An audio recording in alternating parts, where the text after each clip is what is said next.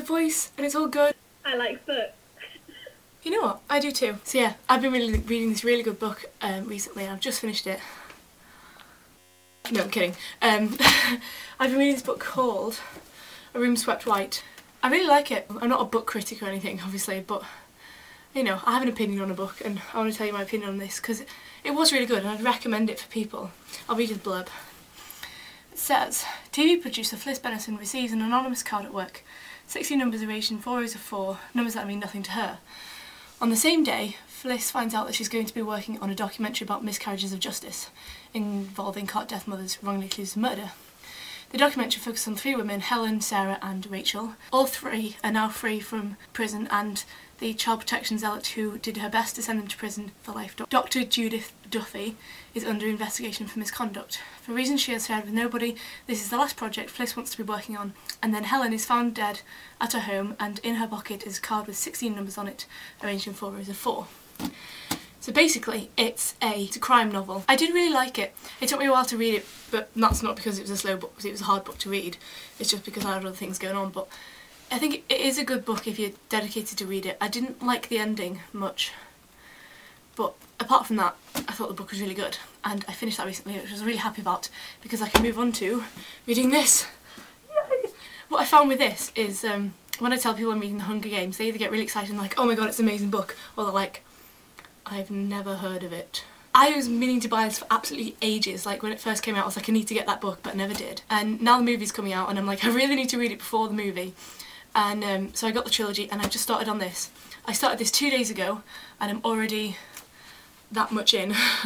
I'm nearly half done and I've really been reading it for 2 days. I know there's that phrase where people say the book's so good that you can't put it down. And I've not really been able to say that about many books, but this book, literally amazing. I couldn't put it down. Last night I was reading it and I thought to myself, I'll just read 1 chapter before I go to sleep. I ended up reading 7 chapters and it was 3 o'clock. I was like, I should probably go to bed now. But yeah, it is such a good book. I would recommend it for everybody. It is amazing. So yeah, that's all I really had to say about books. I just wanted to tell you about those 2 books. And there was something else I wanted to say. I can't remember what it was. Oh yes, it's Christmas on Sunday! Yes, I can't wait for Christmas. I'm such a child when it comes to Christmas, and we still have stockings every year, and we go down to the lounge and there's like stockings full of presents that have just been put there overnight. It's so magical. I know I sound like a little child, but I absolutely love Christmas.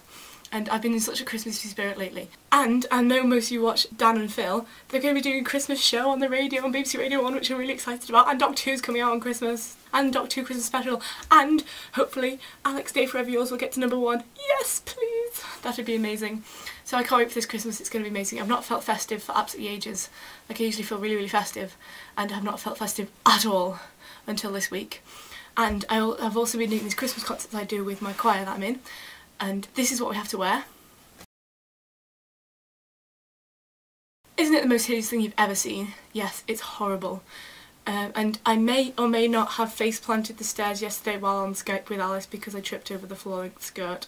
But anyway, so those have been really good. But because I'm going to uni next year and I'm going to be 18 in the summer, it's my last Christmas concerts with the choir and that makes me really sad. And the last one's going to be on Friday. And all my family are coming to watch, well, my mum, my dad and my brother. My external family couldn't come because they live in Birmingham, Scotland or London. There's also been one other thing that has been getting away in my life. Something that has been haunting my life since September, and it's finally come down to the crunch time. A-levels! I have 4 exams in January. A biology, a psychology, a chemistry and a chemistry reset from last year because I didn't bother revising last year. And oh, I hate revision so much and they're so stressful, and I've got them 2 weeks after I go back to school, which is the 5th of January. But the thing I hate about them being in January is over Christmas you just have to revise and it's like I want to be in the Christmas spirit but I can't because it's exams. I hate them so much. Oh, also, another thing, I have Twitter. If you haven't followed me already, which I know most of you have, it's Sarah Campbell 94. Follow me, please. I'm still getting used to it, but I think I like it, which is strange for me because I've always hated it and said, no, I'm never getting Twitter, I'm never going to do it. And now I'm like, yeah, you do it. So yes, hope you all have a great Christmas and have a great day. I hope you get everything you wanted, and I will see you one last time next week before the new year.